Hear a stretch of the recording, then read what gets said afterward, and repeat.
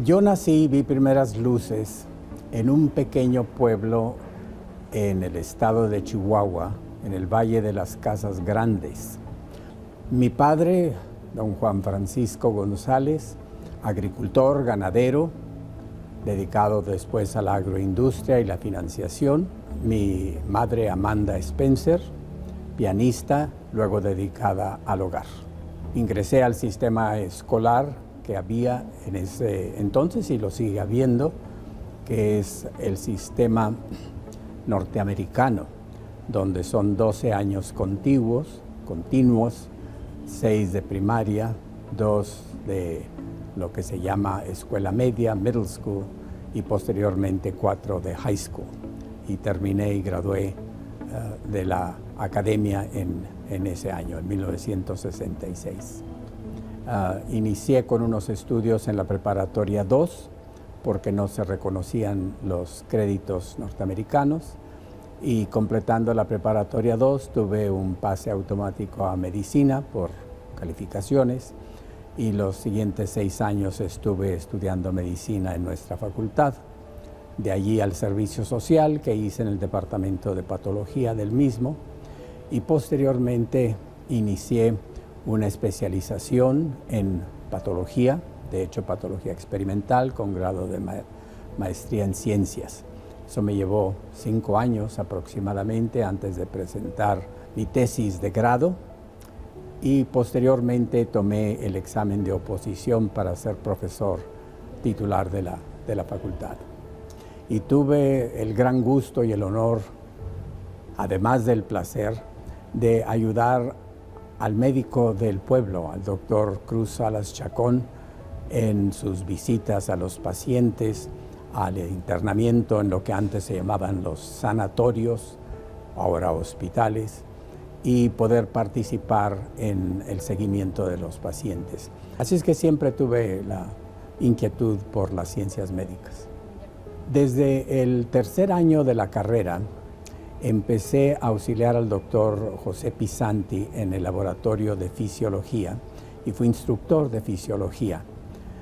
Y posteriormente, cuando aprobé el curso de patología, fui instructor de patología cuando yo ya estaba en cuarto, bajo el doctor Sergio de la Garza, quien era el jefe del departamento de patología y que, por cierto, fue el fundador de los estudios superiores de la universidad.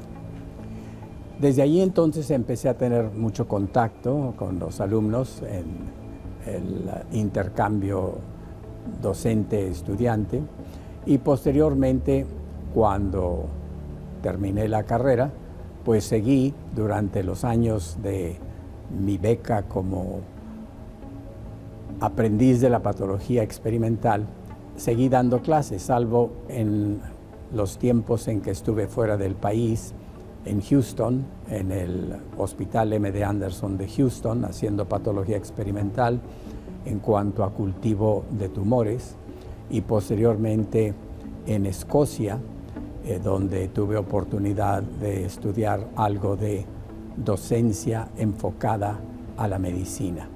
Después regresé y fue cuando tomé el examen de oposición. Me agrada ver la transformación del educando cuando entra y cuando sale, y poder ser un testigo y a la vez copartícipe de esa transformación, inculcando en el sentido de guiar hacia el pensamiento crítico, analítico, a la discusión, es decir, la dialéctica, utilizando el método socrático, mayéutico, donde una pregunta sigue a otra pregunta, que sigue a otra pregunta, para conducir el educando a la partitura de un principio de verdad. Y ahí es donde existe el intercambio de ideas compartidas y donde hay una riqueza de opiniones, porque en estos lugares se congregaban aproximadamente 180 a 200 alumnos simultáneamente para poder hacer el diálogo sobre diversos aspectos de la medicina. Mi querida UANL fue la madre amantísima que me abrazó, que me educó, que me dio oportunidad de desarrollar los pocos talentos que pudiera yo tener y amplificarlos. Por lo tanto, le estoy eternamente agradecido a la Universidad Autónoma de Nuevo León, que cuando yo ingresé a ella todavía no era autónoma. Fue nuestra generación la que luchó por la autonomía y la alcanzó, lo cual me lleva a un punto importante. Creo que nuestros educandos de hoy no comprenden la profundidad de la autonomía hasta ahorita y la capacidad que tienen cuando conjugan sus ideas en grupo para poder ser líderes, para poder guiar inclusive destinos de la universidad a través de las grandes juntas directivas que hay en las distintas facultades y escuelas. Todo alumno tiene derecho a opinar y por lo tanto que su opinión sea válida. Y eso es la gloria de la autonomía, porque en cuestiones, digamos, de política y en cuestiones de finanzas, el estudiante se verá limitado, pero no así en cuanto al rumbo que desea que lleve la gran casa de estudios.